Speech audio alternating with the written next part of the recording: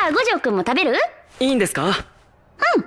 ありがとうございま、あ、ごぴん。あ、 Hi guys, I hope you're doing well. So yes, before we dive in, I absolutely had to open with that scene. It's chaotic, it's awkward, it's fun, and it's honestly everything I love about My Dress-Up Darling.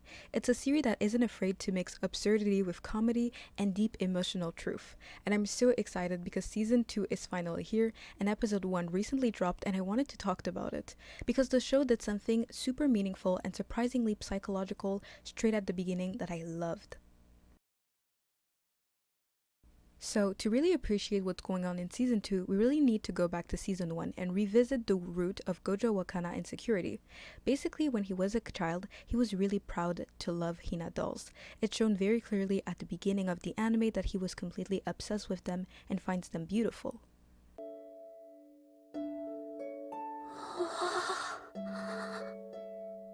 綺麗だろう。このひなさん、じいちゃんたちが作ったんだぞ。すんげえだろ。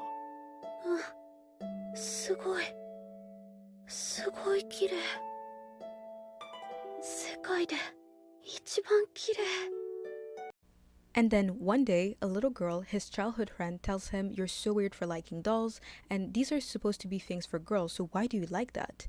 It's such a small moment on the surface, but psychologically it's huge. That offhanded comment didn't just embarrass him, it literally shattered his belief that his passion was something he could share. He internalized that shame, and it became part of who he saw himself as, and he started believing if I show people who I really am, they're gonna reject me.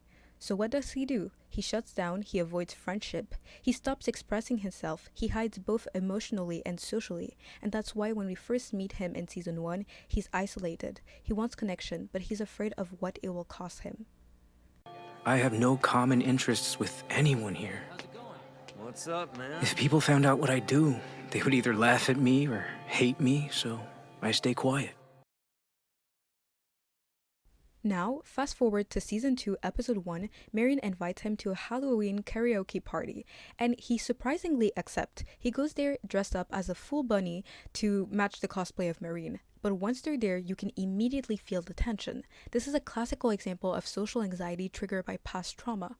Gojo is surrounded by people that are loud, confident, extroverted people, and he doesn't know them at all. They're effortlessly cool, they're having fun, and suddenly he's this 10-year-old little boy afraid that he's gonna be called weird again.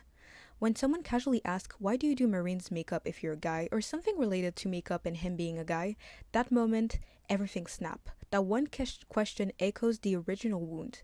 It reactivated the shame, and we see him visibly withdraw. His breathing changed, his posture, everything. He is literally in a fight, flight, or freeze mode, and he chooses to freeze.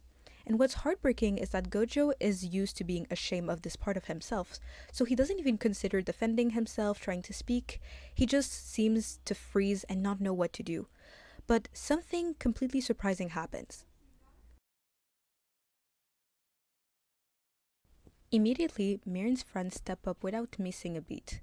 Guys can do makeup, male makeup artists also exist, and they use other sentences to defend him. There's also Marine, who starts explaining that Gojo learned makeup through his Hina dolls, and this is why he's so good at it. No one laughs, no one teases him, they're actually admiring him. From a psychological point of view, this is what we call a corrective emotional experience. It's when our brain gets to redo a painful memory, but this time the ending is different. Instead of being judged, you're accepted. Instead of rejection, you feel connection. And this moment does exactly that for Gojo. You can literally see him changing his body language. He goes from tense, unsure, to quietly surprised and moved. He spent years believing, if I show who I really am, people are going to think I'm weird.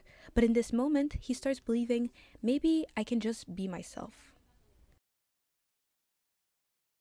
This is such a strong way to start Season 2. A lot of story wait until the end to show emotional growth, but here the writer literally just dive right in. For a show that is often labeled as just fan service, this kind of emotional depth is such a bold and refreshing direction. Anyway, I'm so excited for the following episode, and thank you so much for watching this video.